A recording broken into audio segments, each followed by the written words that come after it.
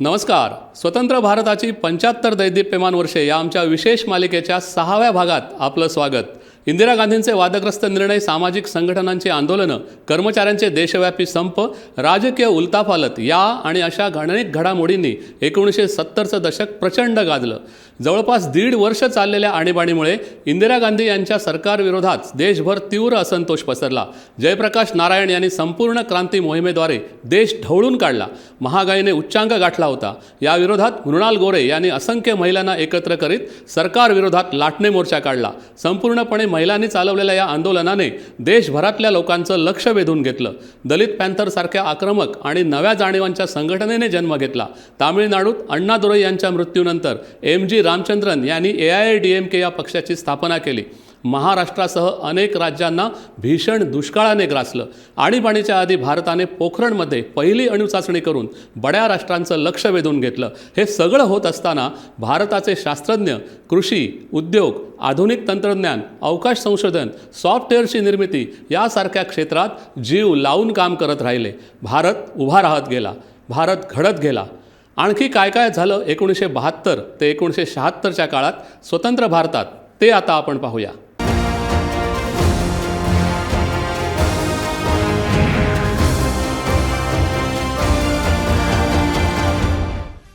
Republican पक्षाची वाताहत झाल्यावर नव्या विचारांचे दलित तरुण एकत्र आले आणि त्यांनी 1972 दलित पॅन्थर या आक्रमक संघटनेची स्थापना केली.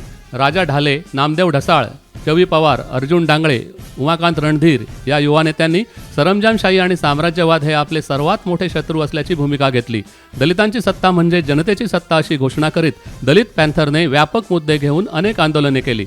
पुढे रिपब्लिकन पक्षाप्रमाणे याही संघटनेत फूट पडली. 1972ला महाराष्ट्रासह भारतातल्या अनेक राज्यांना भीषण दुष्काळाने ग्रासलं. महाराष्ट्रातली 30,000 गावं दुष्काळाने होरपळून निघाली. 1972 ते 1973 या एकाच वर्षात वस्तूंच्या किमती जवळपास 22% वाढल्या. जयप्रकाश नारायण यांनी उत्तर प्रदेशात सुरू केलेल्या डाकू, दरोडेखोर यांच्या हृदय परिवर्तन मोहिमेला यश आलं आणि 14 एप्रिल 1972ला चंबळ खोऱ्यातील तब्बल 167 डाकूंनी शरणागती पत्करली.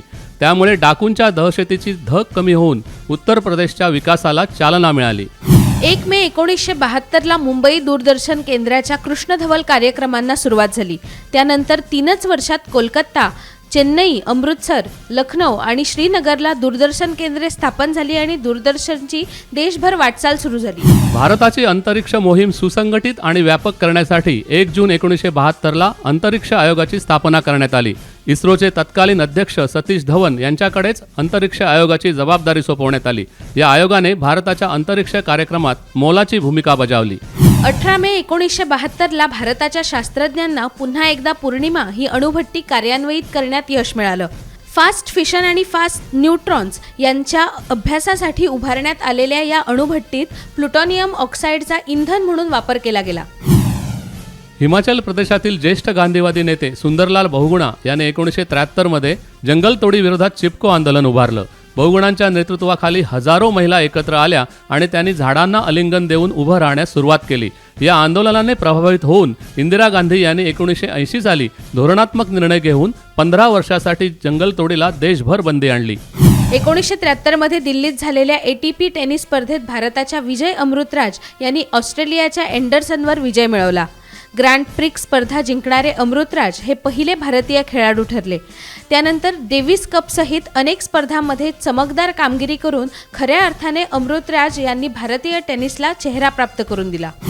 50च्या दशकात प्रचंड लोकप्रियता गाठलेल्या राज कपूर यांनी मेरा नाम जोकरमधील मोठं आर्थिक अपयश बॉबी या एकाच चित्रपटाने धुवून काढलं. यवनात आलेल्या प्रेमीयुगुलाची कहाणी सांगणारा बॉबी 1973 प्रदर्शित झाला आणि भारतातल्या युवा पिढीच्या हृदयात या चित्रपटाने घर केलं. 1 नोव्हेंबर 1973ला म्हैसूर राज्याचं कर्नाटक असं नामकरण करण्यात आलं. पूर्वीचं म्हैसूर संस्थान हैदराबादमधील कन्नड बहुल भाग एकत्र करून म्हैसूर राज्याची स्थापना झाली होती. भारत पाकिस्तान फाळणीनंतर भारतीय मुस्लिमांचे झालेले हाल संवेदनशीलपणे मांडणारा गर्म हवा हा चित्रपट 1973 साली प्रदर्शित झाला. या चित्रपटातील बलराज सहानी यांनी साकारलेली सलीम मिर्झा ही भूमिका अविस्मरणीय ठरली. तसंच सांप्रदायिक समस्येवर आलेल्या चित्रपटांपैकी गर्म हवा हा चित्रपट सर्वात संस्मरणीय ठरला. ब्लेझ इंटरनॅशनल या खाजगी क्षेत्राने अर्थसहाय्य केलेला पहिलाच प्रायोगिक चित्रपट अंकुर 1973 साली प्रदर्शित झाला. श्याम बेनेगल यांच्या या चित्रपटाची पटकथा नाटककार विजय तेंडुलकर यांची होती. अंकुर आणि त्यानंतर आलेल्या निशांतमुळे विजय तेंडुलकर यांना प्रतिभावान पटकथाकार म्हणून जगभर मान्यता मिळाली. बिहारमध्ये भ्रष्टाचार विरोधी आंदोलनाने गती घेतली आणि 18 मार्च 1974ला विद्यार्थ्यांनी बिहार विधानसभेला घेराव घातला. तेव्हा झालेल्या पोलीस कारवाईत 27 जणांचा बळी गेला. त्यानंतर जयप्रकाश नारायण यांच्या संपूर्ण क्रांती चळवळीला व्यापक सुरुवात झाली आणि 4 नोव्हेंबरला त्यांनी स्वतः सत्याग्रह सुरू केला. तोपर्यंत झालेल्या वेगवेगळ्या सत्याग्रहात 100हून अधिक लोकांचा बळी गेला. जॉर्ज फर्नांडिस यांच्या नेतृत्वाखाली 2 मे 1974ला रेल्वे कामगारांचा देशव्यापी संप झाला. जवळपास 15 लाख कर्मचारी या संपात सहभागी झाले. 20 दिवस चाललेला हा ऐतिहासिक संप कामगारांचा कोणताही मागण्या मान्य न करता सरकारने दडपशाहीने मोडून काढला. त्यामुळे कामगार वर्गात सरकारविरोधात कमालीचा असंतोष वाढला. 18 मे 1974ला राजस्थानमधल्या पोखरणमध्ये भारतीय अणुशास्त्रज्ञांनी पहिली अणुचाचणी यशस्वी करून भारताची अण्वस्त्र क्षमता जगासमोर सिद्ध केली. अणुबॉम्बचा स्फोट करण्यासाठी 100 फूट खोल आणि 6 फूट व्यास असलेलं एल आकाराचं विवर खणण्यात आलं होतं. भारताच्या अणुचाचणीची बातमी कळल्यानंतर अमेरिका आणि बड्या राष्ट्रांनी भारतावर निर्बंध लादले. खनिज तेलाच्या शोधासाठी रशियन संशोधकांच्या सहाय्याने भारताने सुरू केलेल्या कार्याला 1974 मध्ये मोठं यश मिळालं. मुंबईच्या वायव्य भागात खनिज तेलाचे साठे आढळल्यामुळे तिथे तेल विहिरी खोदण्यात आल्या. या सर्व भागाला बॉम्बे हाय या नावाने ओळखलं जाऊ लागलं. टाटा कन्सल्टन्सी सर्व्हिसेस या भारतीय कंपनीला 1974 साली अमेरिकेच्या बरोज या सॉफ्टवेअर कंपनीकडून सॉफ्टवेअर तयार करण्याचं कंत्राट मिळालं आणि सॉफ्टवेअर उद्योगाची भारतात नांदी झाली. TCSने सॉफ्टवेअर निर्मितीत पुढाकार घेतल्यानंतर पुढे भारतात 10 वर्षात पटनी, विप्रो, इन्फोसिस यांच्यासह 35 सॉफ्टवेअर कंपन्या स्थापन झाल्या. उद्योग क्षेत्रात अत्यंत महत्त्वाच्या असलेल्या स्टील उत्पादनात स्वयंपूर्णता मिळवण्यासाठी 1974 मध्ये स्टील ऑथॉरिटी ऑफ इंडियाची स्थापना करण्यात आली. भद्रावती, भलाई, दुर्गापूर, रूरकेला आणि बोकारो मधल्या स्टील निर्मिती प्रकल्पांच्या विकासाची जबाबदारी या प्राधिकरणाकडे सोपवण्यात आली. देशांतर्गत सुरक्षा आणि बंडाळी ही कारणं देऊन 25 जून 1975ला इंदिरा गांधी यांनी भारतात आणीबाणी घोषित केली. जयप्रकाश नारायण, मोरारजी देसाई, अटल बिहारी वाजपेयी, चरण सिंह यांच्यासहित अनेक नेत्यांना आणि हजारो कार्यकर्त्यांना तुरुंगात टाकण्यात आलं. साहित्यिक, लेखक, पत्रकार यांच्या स्वातंत्र्यावर निर्बंध आले. संसदेत आणि संसदेबाहेरही अमर्याद अधिकारांचा वापर करून इंदिरा गांधींनी आणीबाणीच्या काळात अनेक निर्णय घेतले.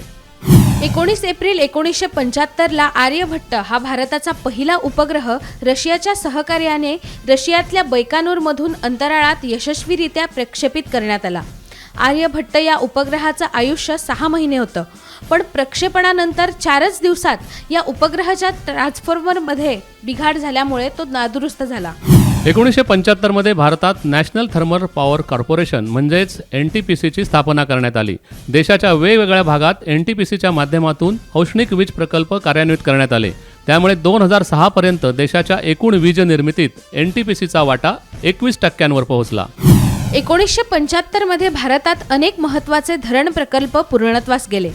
गंगा नदीवरील फराक्का आणि ओरिसातल्या हिराकूड या महाकाय धरण प्रकल्पासोबतच कर्नाटकमधलं घटप्रभा, मध्य प्रदेशमधलं तवा, तामिळनाडूतलं परांबिकुलम, गुजरातमधलं उकाई, महाराष्ट्रातलं जायकवाडी असे अनेक प्रकल्प या काळात साकार झाले. 27 डिसेंबरला देशाच्या इतिहासातली सर्वात भयानक खाण दुर्घटना घडली. बिहारमधल्या धनबाद इथे असलेल्या चासना कोळसा खाणीत अचानक स्फोट झाला आणि अतिशय वेगाने या खाणीत पाणी भरलं. बचाव पथकांनी 23 दिवस प्रयत्न केल्यानंतर सुद्धा एकही कामगार जिवंत आढळला नाही. या खाणीत तेव्हा 700 कामगार काम करत असल्याचा दावा स्थानिक कामगार संघटनेने केला. भारतीय हिंदी चित्रपट सृष्टीत 30 वर्षानंतरही आपली लोकप्रियता कायम ठेवणारा ऐतिहासिक शोले हा चित्रपट 1975 साली प्रदर्शित झाला. हॉलिवूडमधल्या ॲक्शन चित्रपटांच्या तोडीच्या तंत्रज्ञानाची झलक असलेल्या या 70 mm चित्रपटातले संवाद आणि गाणी भारतभर लोकप्रिय झाली. केरळ शास्त्र परिषद आणि पक्षीतज्ञ सलीम अली यांच्या पुढाकाराने केरळमध्ये 1976 साली सायलेंट व्हॅली बचाव आंदोलन सुरू झालं. जैवविविधतेने समृद्ध असलेल्या केरळमधल्या पलक्कड भागात होऊ घातलेल्या धरण प्रकल्पाला विरोध म्हणून हे आंदोलन सुरू झालं. अखेर सरकारला हा प्रकल्प रद्द करावा लागला. सत्य साईबाबांच्या दैवी चमत्कारांना आव्हान देणारे केरळमधले बी प्रेमानंद यांनी 1976 पासून अंधश्रद्धा निर्मूलनासाठी संघटित कार्य सुरू केलं. पुढे 1983 मध्ये प्रेमानंद यांनी महाराष्ट्राच्या केलेल्या दौऱ्यात त्यांची भाषणं प्रचंड गाजली. त्यातूनच महाराष्ट्रात अंधश्रद्धा निर्मूलन समितीची स्थापना झाली. 1976 मध्येच भारताने मुंबई आणि लंडन या 2 शहरांमध्ये थेट दूरध्वनी संपर्क साध्य करून देशातील ISD सुविधेची सुरुवात केली. त्यानंतर टप्प्याटप्प्याने ही सेवा देशाच्या इतर शहरांमध्येही लागू करण्यात आली.